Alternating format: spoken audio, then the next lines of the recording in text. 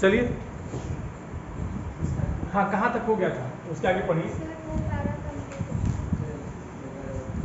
Bible और दूसरे ना ना ना, ये मैंने नहीं पढ़ा। सर ऐसी एक घटना से शुरू है। सर ऐसा हो चुका है पहले। इसको मैंने बताया नहीं था, मुझे याद है। चलिए पढ़िए। ऐसी एक घटना का जिक्र सिंधी भाषा में महाकवि शेख आयाज ने किया, आयाज ने अपनी आत्मकथा में किया है। उन्होंने लिखा है, एक दिन उनके पिता कुएं से नहाकर लौटे। माँ ने भोजन करो। उन्होंने जैसे ही रोटी का तौर तोड़ा, उनकी नज़र अपनी बाजू पर पड़ी। वह एक काला चौथा रेंग रहा था। वह भोजन छोड़कर उठ खड़े हुए। माँ ने पूछा, क्या बात है, भोजन अच्छा नहीं लगा? शेख अयाज के पिता बोले, नहीं, यह बात नहीं है। मैंने एक घर वाले को बेघर कर दिया है। उस बेघर को कुएं पर उसके घर छोड़ने जा रहा हूँ। पाठ का नाम क्या है? अब कहाँ दूसरों के दुख से दुखी होने वाला। मतलब सीधी सीधी बात है कि जो घटनाएं आपके साथ घट रही हैं उसी का एक नज़ीर है। अब मतलब कहने का लेखक का तात्पर्य यह है कि अब वो समय नहीं रह गया जब लोग दूसरों को देख करके दुखी होते थे।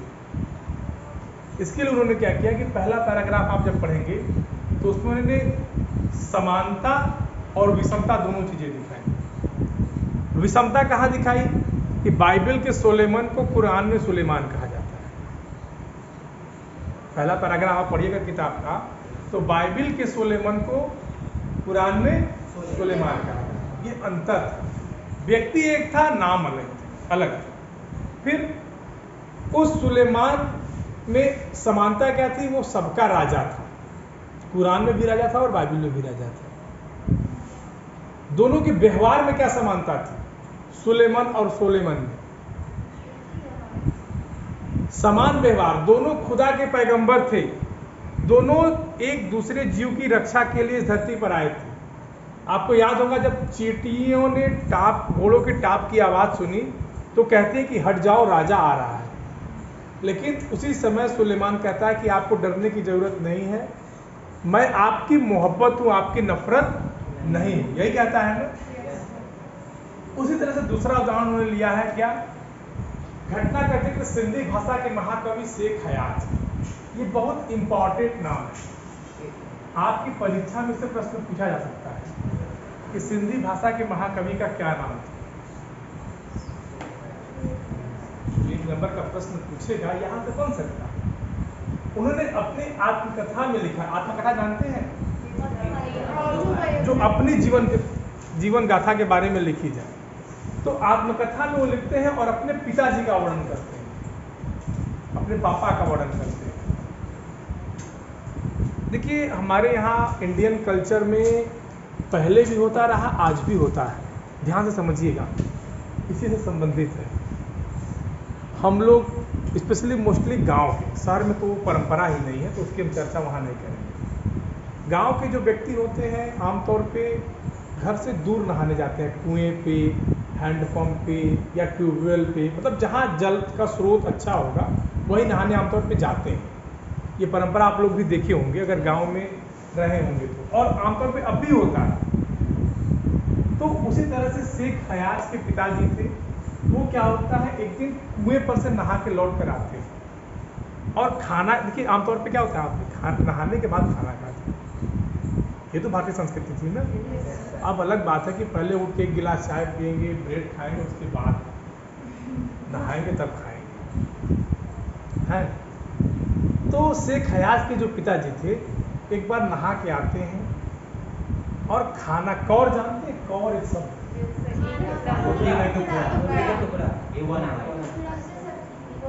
बस बोलिए।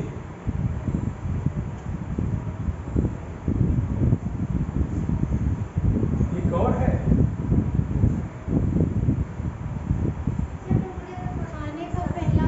निवाला जानते हैं? बाइट क्या बोलते हैं आप? बाइट बोलते हैं ना। साधारण भाषा में कवर बोलते हैं उसको, एक कवर खाली। एक बाइट कहते हैं ना, एक बाइट कहते हैं ना, एक बाइट, उसी को कौर बोलते हैं। तो जैसे ही उन्होंने रोटी का एक कौर तोड़ा, मतलब खाने के लिए अपना पहला रोटी तोड़ा था और मुंह में डालने वाले थे, तभी उनको अपने बाजू माने बाह पे एक चोंटा दिखाई दिया। चोंटा समझते हैं, मैंने उस दिन बताया था। अब उस चोंटे को देख करके उनको ये लगता है कि इस चोटों को मैंने उसके घर से भगा दिया, मेरी गलती। हम तक तो हमारे साथ भी होता है, लोग नहा वहा के अगर आए, देखते नहीं कभी कभी रास्ते में का चींटी हाथ उठ के आ जाती है, हो जाता है, तो उनके साथ भी। लेकिन उस व्यक्ति की दयालुता देखिए, उस व्यक्ति की महानता देखिए, उसको लगा कि मैं इस चींटे को इसके घर से हटा के लाया, और वो वहीं रुक जाते हैं, खाना नहीं खाते। तो जो शेख हयाज की माँ होती हैं, उन्होंने उनसे पूछा कि खाना अच्छा नहीं बना है क्या? तो फिर वो बहुत दुखी मन से कहते हैं कि नहीं, आज मैंने एक घर वाले को उसके घर से बेदखल कर दिया। तो वो उसी समय जाते हैं कुएं पे उस चींटे को छोड़ने के लिए, कि वापस इसको अपना घर मिल जाए। समझ गए? तो इस वाले पैराग्राफ में क्या है, वही है कि दूसरे का दुख था, चींटे का दुख इनसे नहीं देखा गया, और उसके दुख से ये खुद दुखी हो गए। बात क्लियर? कहीं कोई दिक्कत? चलिए अगला पैराग्राफ पढ़िए। कौन पढ़ेगा? स्वास्थ्य पढ़ो। बाइबल और दूसरे पावन ग्रंथों में नूह नाम के एक पैगंबर का जिक्र मिलता है। उनका असली नाम लश्कर किताब नहीं क्या तुम्हारे पास? कैसे घर पे पढ़ती है? लेकिन अरब ने उनको नूह के लक़ब से याद किया। वह इसलिए कि आप सारी उम्र रोते रहे। इसका कारण एक जख्मी कुत्ता था। नूह के सामने से एक बार एक घायल कुत्ता गुजरा। नूह ने उसे दुत्कारते हुए कहा, दूर हो जा गंदे कुत्ते। इस्लाम में कुत्तों को गंदा समझा जाता है। कुत्ते ने उनकी दुत्कार सुनकर जवाब दिया, ना मैं अपनी मर्जी से कुत्ता हूँ, ना तुम अपनी पसंद से इंसान हो। बनाने वाला सबका तो वही एक है। और 4 लाइन पढ़िए। मिट्टी से मिट्टी मिले खो के सभी निशान, किसमें कितना कौन है, कैसे हो पहचान। बाइबल समझते हैं? क्या है? ईसाइयों का धर्म ग्रंथ। दूसरे पावन ग्रंथों में नूह नाम के एक पैगंबर, चलिए कोई बात नहीं, चलने दीजिए, लाइए। कहते हैं कि बाइबल नाम का एक धर्म ग्रंथ है, ईसाइयों का प्रमुख धर्म ग्रंथ होता है, पता है ना? तो उसमें जो है नूह नाम के एक पैगंबर समझते हैं? देवदूत। पैगंबर माने क्या होता है? उसका जिक्र मिलता है। जिक्र माने उसकी घटना का वर्णन मिलता है। ये बंद हो गया क्या? लाइट ही नहीं है। तो आगे लेखक लिखते हैं कि उनका असली नाम क्या था? लश्कर, लेकिन अरब ने उनको नूह के लक़ब से याद किया है। उनका असली नाम क्या था? लश्कर, लेकिन अरबी भाषा में उनको क्या बोलते थे? नूह। क्या बोलते थे? नूह। और किस लिए उनको बोला जाता था नूह? क्योंकि आप माने कौन? लश्कर। वो सारी उम्र रोते रहे। और रोते क्यों रहे? एक कुत्ते के कारण। हुआ यूं कि एक बार एक जख्मी कुत्ता उनको दिखाई दे गया। जख्मी समझते हैं? घायल। तो उनको लगा कि ये घायल कुत्ता है, और घायल कुत्ते हम आमतौर पे हम भी देखते हैं तो हट जाते हैं, होता है ना? उनकी भाई बहुत विभत्स स्थिति होती है। तो आमतौर पे इस्लाम में भी कुत्तों को गंदा माना जाता है। तो उन्होंने कह दिया कि दूर हो जा गंदे कुत्ते। तो जो गंदा कुत्ता रहता है वो पलट के उनको जवाब देता है। वो कुत्ता उनको पलट के जवाब देता है क्या?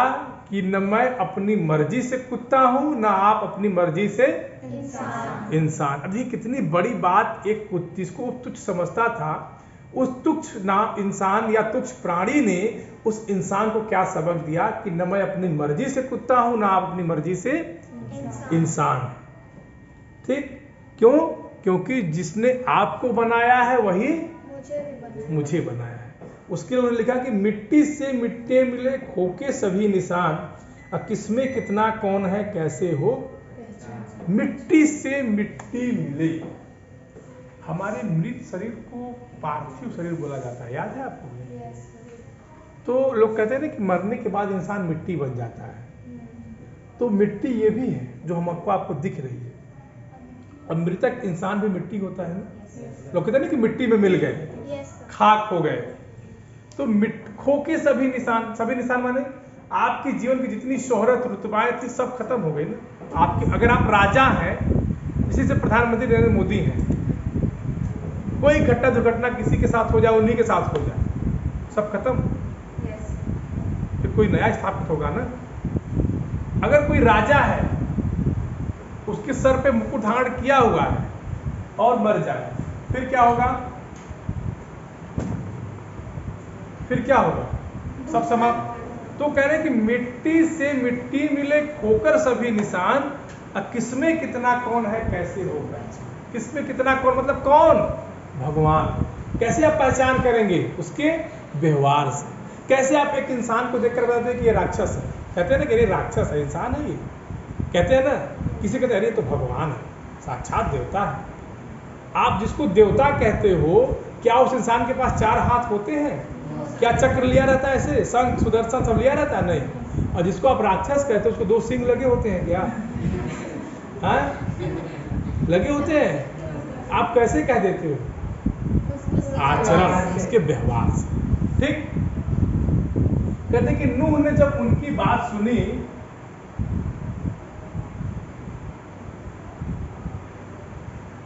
जगह तो क्लिक करना है।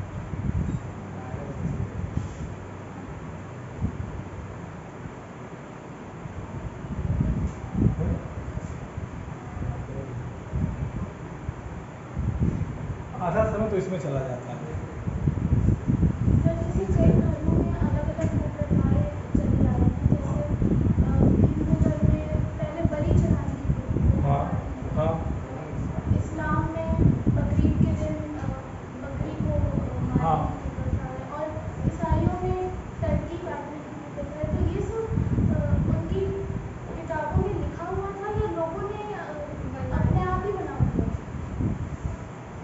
पहला प्रश्न तुम्हारा क्या था? इसको 1 मिनट बता लें, इसको बता लेते, पढ़ा लेते, फिर तुमको बताते हैं।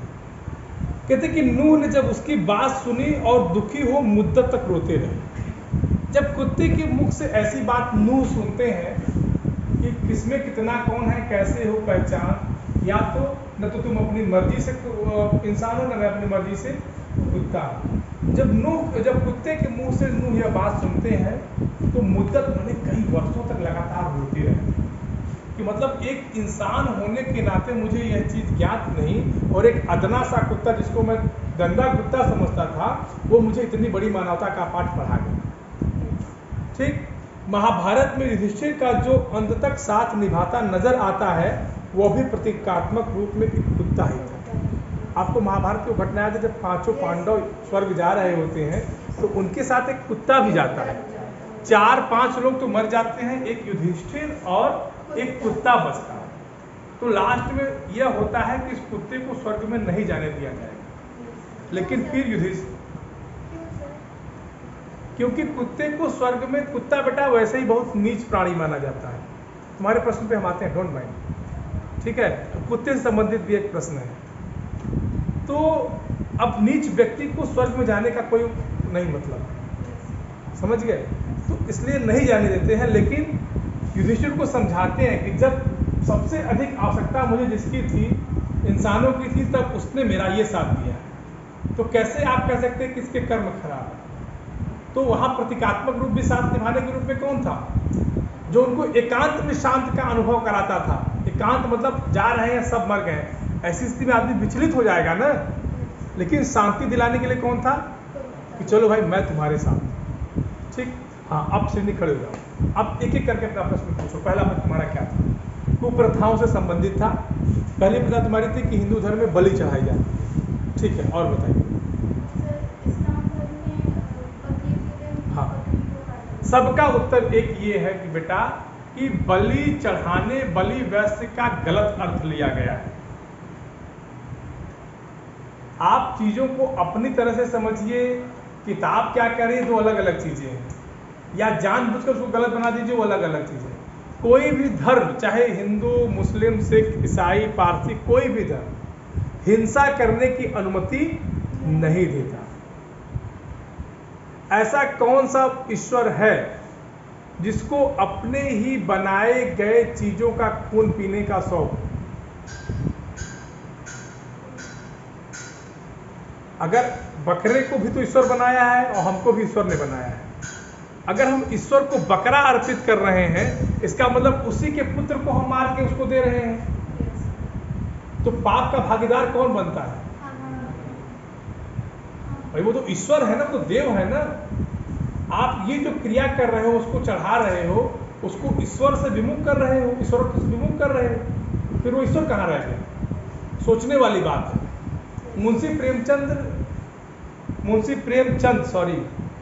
मुंशी प्रेमचंद हिंदी उपन्यास के बहुत बड़े सम्राट माने जाते हैं। उन्होंने एक बात कही थी कि जिस दिन धर्म से भय हटा दिया जाए, उस दिन धर्म समाप्त हो जाएगा। मेरी बात ध्यान से समझना। जिस दिन धर्म, सीधे बैठ जाओ, थक गई क्या? जिस दिन धर्म से भय हटा दिया जाए, उस दिन धर्म क्या होगा? भाई डर के मारे तो धर्म का पालन करते हैं। अधर्म क्या है? दूसरी विडंबना की धर्म क्या है? धारते थी धर्म, अच्छी चीजों को धारण करे वही तो धर्म है। धारते थी धर्म, जो हम धारण करें वो धर्म है। अच्छी चीजें धारण करेंगे, अच्छे धर्म होंगे। क्या कोई धर्म कहता है कि चोरी करिए, किसी को लूट के लाइए, किसी का हरण करिए? कहता है कोई धर्म? सब कहता है कि अच्छे मार्ग पर चलिए, सदा सत्य बोलो, कभी हिंसा, सब कहते हैं ना। बौद्ध धर्म तक कहता है, जिसको लास्ट में इसको हम मानते हैं, वो भी कहता है ना। बात समझ में आ गई? कुत्ते की बात, हमारे यहाँ कुत्तों को भी दोष माना गया है। स्वान स्पर्श दोषा हमारे यहाँ वेदों में है। कुत्ते का स्पर्श मात्र ही दोष है, कुत्ते को स्पर्श नहीं करना चाहिए। हकीकत परिस्थिति क्या है? उसे लोग पालते हैं, पेट। वो पालतू है। घरों पे लिखा रहता है कुत्ते से सावधान। क्या मतलब है? इस घर में कुत्ते रहते हैं?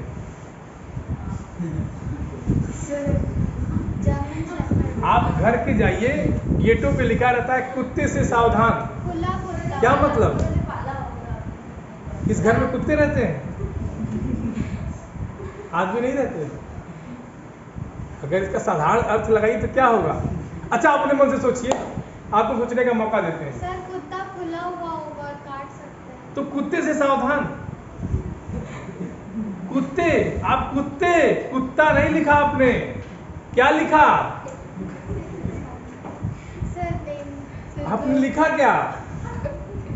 आप लिखावट पे जाइए। कुत्ता से सावधान अलग बात है, कुत्ते से सावधान मतलब सब कितने घर सर ये में तो अब्यूजिंग वर्ड है ना? हैं? सर ये तो अब्यूजिंग वर्ड है, यानी कि उन्होंने इंसानों के बारे में लिखा है। समझ गए?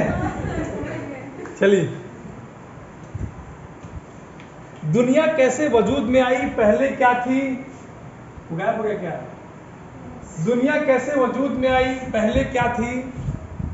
किस बिंदु से इसकी यात्रा शुरू हुई? इन प्रश्नों का उत्तर विज्ञान अपनी तरह से देता है, धार्मिक ग्रंथ अपनी अपनी तरह से। संसार की रचना भले ही कैसे हुई हो, लेकिन धरती किसी एक की नहीं है। कहते कि दुनिया कैसे वजूद में आई, ये जो पृथ्वी, ये धरती, ये जो जीवधारी हम देख रहे हैं, ये कैसे आए, इनका वजूद क्या है, इनका अस्तित्व क्या है? इन सब का उत्तर अगर आप खोजने चलिए तो विज्ञान अपनी तरीके से देता है और धर्म ग्रंथ अपने तरीके से देता है। अच्छा, एक चीज देखिए, बहुत क्या विडंबना है जीवन की, या कह लीजिए धर्म ग्रंथ और विज्ञान में क्या मतभेद है। इसी का नाम साहित्य है बेटा, जो आपको आकर्षित करे। अच्छा, पहले विज्ञान आया हुआ कि पहले साहित्य? अरे पहले धर्म, वैदिक वेद, पहले वेद। विज्ञान जीवन की उत्पत्ति कहाँ से मानता है? डार्विनवाद किसने पढ़ा है? पानी से। पानी से। गुड। हमारे यहाँ धर्म ग्रंथों में भी लिखा है कि हमारे यहाँ जीव की उत्पत्ति जल से हुई है। पहला अवतार देखिए मत्स्य अवतार। साइंस कहता है, साइंस क्या कहता है, उसके बाद ऐसा जीव बना जो पानी में भी रहे। हमारे यहाँ दूसरा क्या हुआ, कच्छपा होता। कच्छप माने कछुआ। तीसरा क्या बना, उसने कहा कि ऐसा व्यक्ति ऐसा जीव बना जो कीचड़ में भी रहे, पानी में भी रहे, स्थल पे भी रहे।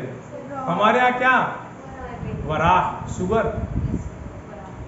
तो विज्ञान उत्पत्ति सेम है। कैसे उत्पत्ति हुई है जीवन की, या इस धरती पे जीव कैसे आए हैं, कैसे बने हैं, प्रक्रिया एकदम सेम है, बस कहने का तरीका अलग है। कान ऐसे पकड़िए चाहे ऐसे, चीजें वही हैं। ठीक, समझ गए। संसार की रचना भले ही कैसे हुई हो, लेकिन धरती किसी एक की नहीं। ये बात बिल्कुल सही है। अगर इन सब बातों को हम त्याग दें, छोड़ दीजिए, वराह अवतार ये सब को छोड़िए, संसार की रचना चाहे जैसे हुई, हम मान लेते हैं कि चलिए एकाएक एक महर्षि कणाद का नाम सुने आप लोग? महर्षि कणाद, जिन्होंने एक बिग बैंग थ्योरी। दिमाग चलाया करो, झगड़ा करने के दिमाग लगाते हो, उतना दिमाग यहाँ भी लगाया करो। बिग बैंग थ्योरी पढ़े हो? क्या है बताओ। सर कि हमारी अर्थ मतलब बिग बैंग थ्योरी बहुत बड़ा सा एस्टेरॉइड जब टकराया तो कई सारे प्लैनेट्स बने और उसी का एक बड़ा पीछे देखो, थोड़ा पीछे देख लो, पीछे देख लो एक बार। हाँ अब बताओ, देख ली ना, कुछ समझ में आया? कुछ समझ में आया कि नहीं? नहीं समझ में आया तो अब तो बताओ ना।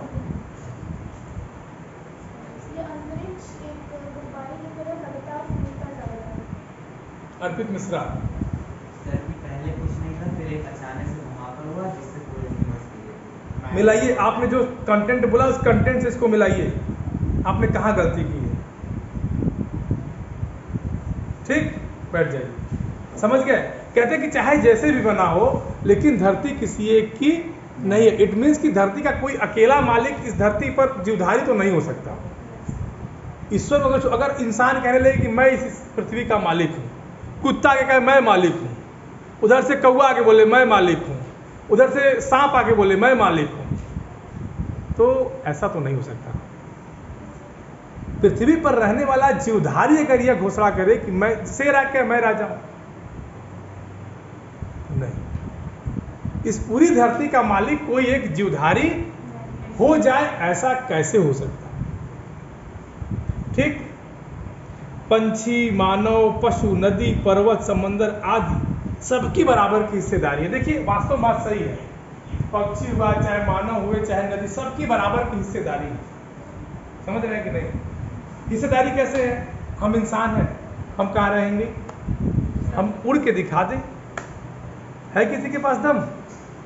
पक्षी है, पक्षी भले से जमीन पे रहता है लेकिन 90% वो आसमान में ही रहता है। बताइए, सागर के लिए अलग जगह बना हुआ है, नदी के लिए अलग। आप सागर में रह सकते हैं कुछ दिनों के लिए, आप देखिए तर्क दे सकते हैं कि सर रहते तो हैं, लेकिन क्या स्थायी निवास रह सकता है आपका? नदियों में स्थायी निवास बना सकते हैं? या मछलियां जो समुद्रों की हैं, नदियों की हैं, वो जमीन पे रह सकती हैं? नहीं। क्यों? क्योंकि सबका अपना बराबर बराबर का हिस्सा है। बात समझ में आ गई? इसका एक कब पढ़ा दें? कल पढ़ा दें? आज के बाद झगड़ा करोगी? नहीं बेटा, नहीं कर। ठीक है, और सीखो तुम। बड़ी कंप्लेन तुम्हारी है बच्चा, ऐसा ना हो किसी दिन पापा से बात करनी पड़ जाए आपके हमसे।